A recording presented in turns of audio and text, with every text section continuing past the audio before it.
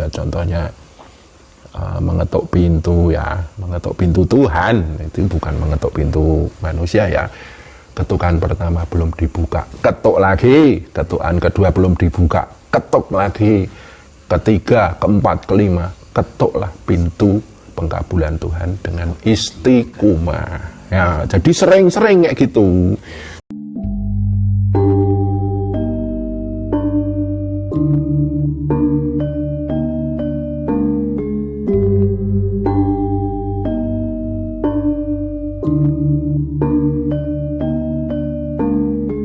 Ya.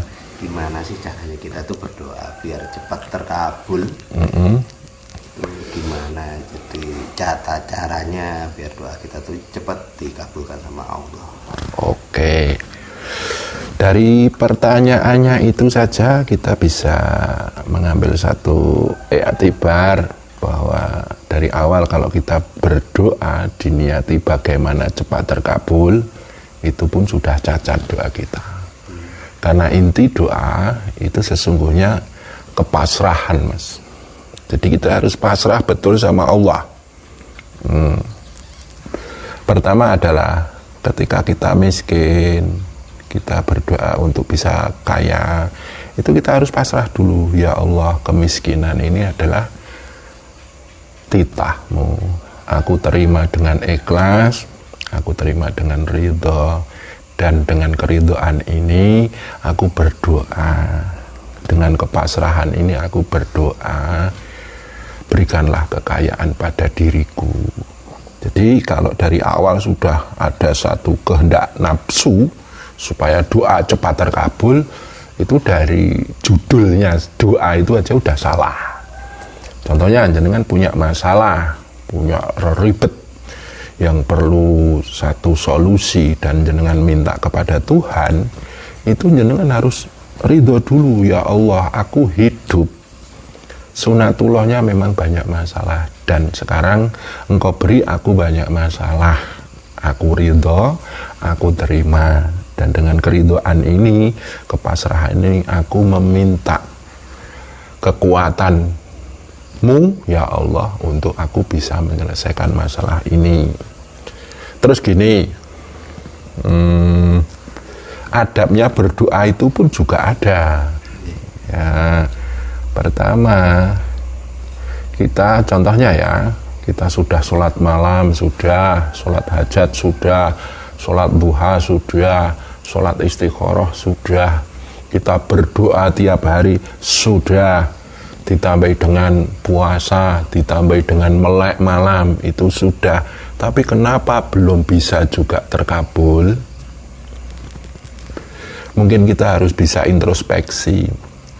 Mungkin ada budi pekerti kita kurang. Yang pertama adalah ada budi pekerti dengan diri sendiri, itu kurang.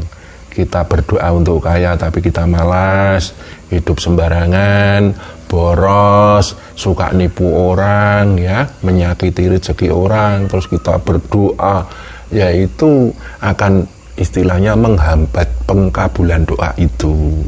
Ya kalau kita contohnya berdoa untuk berkecukupan rezeki, ya ada pada diri kita juga harus kita laksanakan.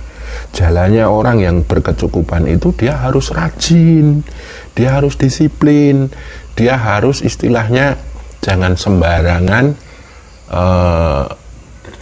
bertingkah laku dalam hubungannya dengan rezeki itu, dan dalam ucapan, dalam tingkah laku ya jangan yang istilahnya jahat dengan diri sendiri. Itu namanya adab dengan diri sendiri. Kemudian adab dengan orang lain. Kita berdoa ingin berkecukupan, tapi selalu menyakiti rezeki orang lain. Contohnya pinjam uang, terus ditagih malah menyakitkan hati. Ya, terus kita suka mengambil hak orang yang aslinya itu bukan hak kita. Ya, kasarannya mencuri lah.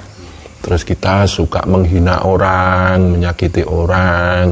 Nah itu namanya ada budi pekerti sama orang itu yang menghambat doa kita untuk terkabul. Selanjutnya yang namanya doa itu kan kita punya pengharapan, keinginan.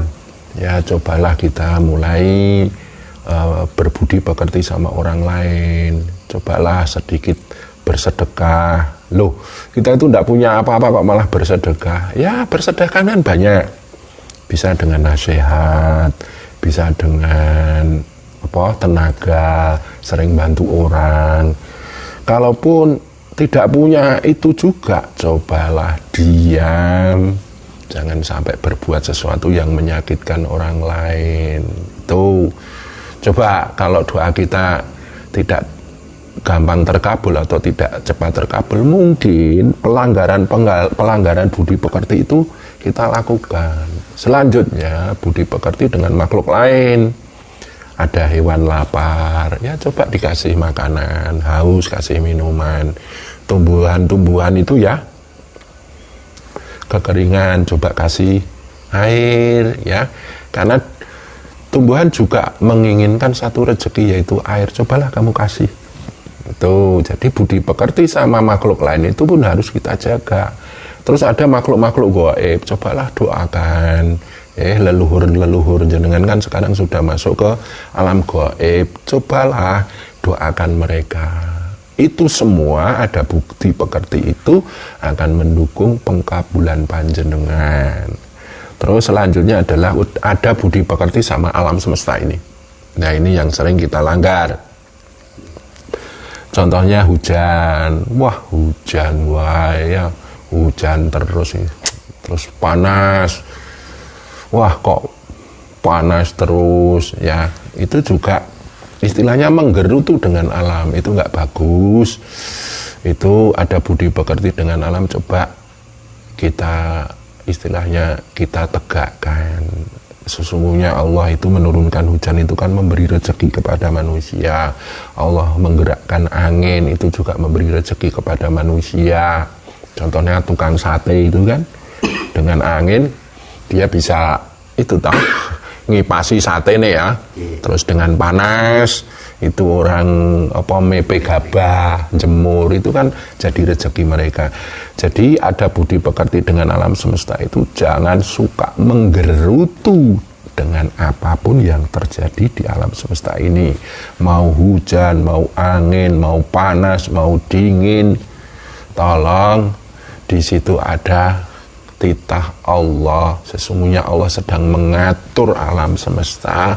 Itu juga Allah sedang mengatur rezeki manusia. Lah kalau kita menggerutu ya kita jauh dari pengaturan rezeki itu.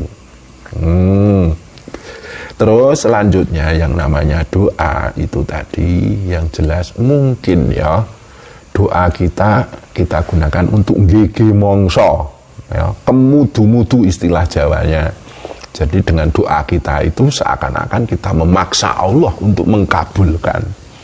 Makanya dari awal tadi saya katakan, kedepankanlah kepasrahan, keridhaan, keikhlasan atas titah Allah padamu. Kemudian engkau berserah diri, berpasrah diri dengan hati yang ikhlas dan ridho, datanglah. Makanya irji'i, datanglah padaku.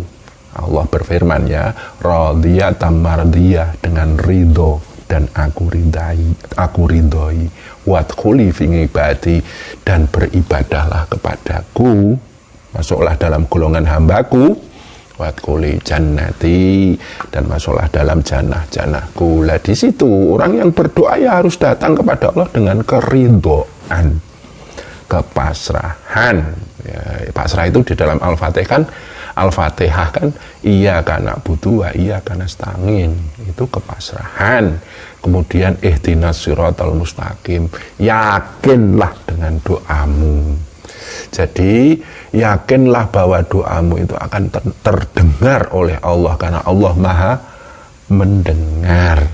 Ya, yakinlah bahwa Allah itu Maha mengabulkan. Ud'uni, berdoalah kepadaku, fastajib lakum, maka aku akan mengkabulkan doamu. Jadi yang namanya doa itu pertama ada budi pekertinya harus kita tegakkan dengan diri sendiri, dengan orang lain, makhluk lain, dan alam semesta. Yang kedua, pasrahlah kepada Allah, ridholah pada Allah, ridho pada Tuhan. Kemudian dengan kepasrahan dan keridhoanmu itu engkau terdekatkan. Setelah itu ucapkanlah doa, dan doamu itu harus engkau pertajam dengan satu keyakinan.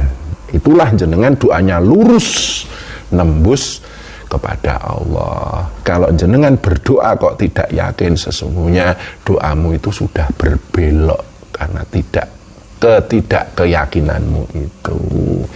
Ini jadi doa itu yang jelas kepasrahan, keyakinan, budi pekerti, dan yang terakhir, yang selanjutnya bukan yang terakhir ya, karena banyak ya unsur-unsurnya, jenengan kudu istiqomah. Ya doa itu ya harus berulang-ulang, seperti ya contohnya mengetuk pintu ya, mengetuk pintu Tuhan, itu bukan mengetuk pintu manusia ya. Ketukan pertama belum dibuka, ketuk lagi, ketukan kedua belum dibuka, ketuk lagi, ketiga, keempat, kelima, ketuklah pintu pengkabulan Tuhan dengan istiqomah. Ya, jadi sering-sering kayak gitu. Jangan kok doa ming sembarangan kayak gitu. Terus yang selanjutnya, setelah engkau berdoa, pasrahkanlah. Ya Allah, aku pasrahkan kepadamu. Aku sudah berdoa, aku sudah mengetuk pintu pengkabulanmu, dan aku pasrahkan kepadamu. Jadi jangan memaksa Tuhan. Kayak gitu mas, insya Allah mustajabah, gitu ya. Ini kan ngeten Gus. Misalnya kan untuk kita berdoa, kita mau berdoa itu dan harus menerima, dengan bilang tadi menerima keadaan kita. Kan memang kalau dalam keadaan sulit kan kita biasanya susah untuk menerima, maksudnya susah dalam menerima itu kan kita pengennya cepat berubah. Nah itu gimana caranya kita biar tidak memikirkan kemudu-mudu tadi Gus? Nah, kita harus sadar bahwa hidup itu sunatullah. Senang susahnya hidup itu sunatullah. Semuanya titah Allah. Terus jenengan kaya miskin itu pun sunatullah. Jenengan enak tidak enak itu sunatullah. Itu semuanya titah Allah. Jenengan sukses dan gagal itu pun sunatullah. Sunatullah bahwa semuanya itu adalah titahnya Allah, titahnya Tuhan. Maka sadari itu. Sebutlah namanya Allah, Allah, Allah, Allah. Dengan zikirmu ini sampean tenang. Setelah tenang jangan bangun keridhaan, bangun kepasrahan. Kemudian setelah engkau menyebut asma Allah yang mentitahkan baik buruknya nasibmu tadi, puja-pujilah. Subhanallah, engkau maha suci ya Allah, walaupun engkau mentitahkan kemiskinan padaku, kekurangan kepadaku, masalah kepadaku. Alhamdulillah, engkau maha terpuji. Allahu Akbar, engkau tetap maha agung. Lah ini kalau kita mengandalkan pikiran dan nafsu untuk pasrah sulit. Andalkanlah zikirmu untuk selalu menyebut nama Tuhan yang mentitahkan segala nasib, entah baik entah buruknya nasib itu kepadamu. Setelah itu masuklah alam puja-puji, maha suci, maha mulia, maha terpuji, maha agung. Sebutlah terus dalam setiap hari dengan zikir mengucap lafaz Tuhan ini, lafaz tauhid ini, engkau akan ditenangkan. Yang kedua, engkau secara alami akan didekatkan. Kalau engkau sudah dekat dengan Allah, otomatis pengkabulan itu akan terdorong lagi dengan kedekatanmu pada Tuhan. Tapi kalau engkau menggerutu dengan nasibmu, ini kebalikannya ya, makanya Allah mengatakan, Allah berfirman, la in syakartum la azidannakum. Apabila engkau bersyukur akan aku tambah nikmatmu. Kalau engkau kufur wala in kafartum inna adzabil lasyadid. Janganlah engkau kufur kepada Allah atas nasib-nasib yang terjadi pada dirimu. Jadi dengan zikir ini, dengan puja-puji ini, sampean sudah menghadapi nasibmu itu dengan ketakwaan. Ya, wa may yattaqillaha yaj'al lahu makhrajan wa yarzuqhu min haitsu la yahtasib. Orang yang bertakwa pada Allah dengan segala keadaan nasibnya, maka Allah akan memberi jalan keluar dan akan diberi rezeki yang tidak dinyana-nyana. Dan doa itu harus dengan kepasrahan tadi, sebab barang siapa berserah diri sama Allah, maka dia dalam jaminan Tuhan. Wa may yatawakkal 'alallah fahuwa hasbuh. Barang siapa bertawakal sama Allah, maka dia dalam jaminan Tuhan. Jadi jangan mengandalkan pikiran dan nafsu. Tidak bisa pikiran dan nafsu, karena nafsu itu selalu menuntut segeralah ini selesai. Pikiran mesti gimana toh caranya cepat selesai. Nah, kalau untuk memasrahkan diri, yaitu syahadat tadi, menyaksikan Allah, kemudian menyebut nama Allah. Terima semua keadaan kita ya. Jadi ada satu lagi Gus. Ada tidak waktu-waktu yang mustajab, waktu-waktu yang spesial untuk kita berdoa? Waktu yang spesial adalah di pagi hari, dari jam 5 pagi sampai kira-kira jam 9. Makanya Nabi mengajarkan sholat duha ya. Coba kalau di pagi hari sampean mendengar ya, ayam berkokok, burung-burung berkicau, tumbuhan-tumbuhan berembun.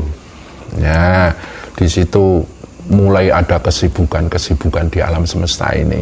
Itu artinya Allah sedang menyebar rezeki di pagi itu. Ya, itu gunakanlah untuk berdoa. Yang kedua adalah sepertiga malam yang terakhir. Contohnya adalah jam 2 ke atas ya, sampai subuh. Karena apa? Karena jam 2 ke atas itu manusia tidur semua. Otomatis energi pengkabulan doa itu lebih kuat. Ketika orang-orang tidur, sampean duduk dan menegakkan sujud kepada Tuhan dengan sholat malam atau sujud malam, lah disitulah energi banyak yang sampean serap. Itu kasarannya seperti itu. Kemudian pengkabulan doa yang bagus yaitu antara adzan dan iqamah.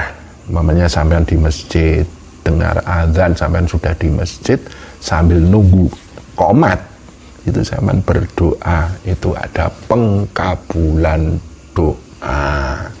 Terus dalam Al-Fatihah ya, kan ada lafaz iyyaka na'budu wa iyyaka nasta'in, hanya kepadamulah aku menyembah dan hanya kepadamulah aku mohon pertolongan. Setelah itu bacalah doa apa yang kau minta.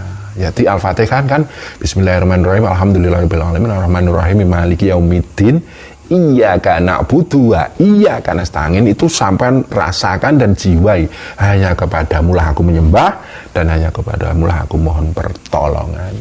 Lafadzkanlah doa di situ dalam hatimu. Setelah itu sambunglah ihdinas siratal mustaqim siratal ladzina an'amta 'alaihim ghairil maghdubi 'alaihim waladdallin. Amin. Itu. Terus banyak sekali waktu-waktu mustajabahnya doa. Tapi sifat-sifat mustajabahnya doa itu pun ada. Ketika engkau banyak menolong makhluk lain, contohnya memberi makan memberi makan hewan yang lapar, membantu orang lain, memberi air minum kepada tumbuhan-tumbuhan yang kekeringan, atau jenengan habis mendoakan orang tua, habis istilahnya menyayangi keluarga, anak istri, cobalah elus anakmu dengan kasih sayangmu. Ya, berdoalah di situ dengan kekuatan cinta pada makhluk Tuhan. Berdoalah. Ya, ini prakteknya gini ya. Kita punya anak kecil ya. Ya, anak kecil ini tanggungan kita toh. Coba kita berikan rasa kasih sayang pada anak kita. Kita lo, saya anakku, jadilah anak yang baik, takwa, bejo, mulia. Wah, aku sayang betul sama kamu. Nah, berdoalah, ya Allah, aku adalah bapaknya anak ini. Berilah aku rezeki untuk bisa aku lebih menyayangi anak ini. Nah, itu banyak sekali jalan-jalan doa untuk sampai bisa terkabul doanya itu. Nah, makanya dari awal tadi saya bilang, mungkin ketika kita berdoa ya secara egoisme itu malah justru meludak ya. Bukannya kita istilahnya punya ada budi pekerti sama diri sendiri, makhluk lain, alam semesta, dan budi pekerti sama Tuhan, itu kurang. Nah, itulah yang membuat kita doanya sulit terkabul kayak gitu, Mas. Jadi kita harus pandai-pandai menggunakan kesempatan. Ya, kesempatan itu dalam arti kita tidak menggunakan hawa nafsu kita untuk berdoa, tapi menggunakan kesempatan dalam setiap kehidupan kita untuk masuk berdoa gitu ya. Iya. Jadi yang namanya doa itu jenengan harus bisa menundukkan hawa nafsumu sendiri, mendoakan angan-anganmu sendiri, kemudian bangkitkanlah rasa welas asihmu sama orang lain, makhluk lain, alam semesta, keluargamu. Bangkitkanlah rasa sayangmu, bangkitkanlah rasa welas asihmu sama yang lainnya. Itu menunjukkan ketakwaan panjenengan. Kalau jenengan udah takwa, ya janji Allah, barang siapa bertakwa pasti diberi jalan keluar. Dan istiqomahlah, faman jahadu fina lanahdiyannahum subulana. Barang siapa yang bersungguh-sungguh ya menuju Allah, mesti akan dikasih jalan keluarnya. Tidak menutup kemungkinan dalam hal doa itu tadi. Faman jahadu fi doa, dalam barang siapa yang bersungguh-sungguh dalam berdoa, ya mesti akan lanahdiyannahum subulana, maka akan dikasih jalan pengkabulan doa itu. Jadi doa itu jangan malah jenengan bludak ya, bludak nafsunya, bludak angan-angannya. Nah, ini hubungannya dengan sholat ya, Mas. Contohnya kita sholat duha, katanya kan itu sholat untuk membuka pintu rezeki kita, malah justru yang bludak keinginannya atas rezeki. Jangan. Kita harus sadar bahwa rezeki kita itu adalah sunatullah, dan yang menguasai rezeki itu Allah yang maha kaya, yang maha memberi rezeki. Pasrahkanlah daya nafsumu, daya pikir, daya rasa, daya karsa, daya hidupmu pada Allah yang maha memberi rezeki. Ketika jenengan sholat hajat, jangan justru hajatmu meludak karena olah nafsu dan pikiranmu. Tundukkanlah nafsu dan pikiranmu, daya hidup dan daya kekuatanmu pada Allah yang maha menguasai hajat. Ya Allah, aku adalah manusia yang banyak hajat, Engkaulah yang maha mengabulkan hajat-hajat manusia. Aku ridho dengan semua ini dan aku pasrahkan padamu yang menguasai atas hajat-hajatku, entah itu terkabul atau tidak. Barulah sampean berdoa seperti itu, okay. Nuwun Sofi atas pencerahan pun.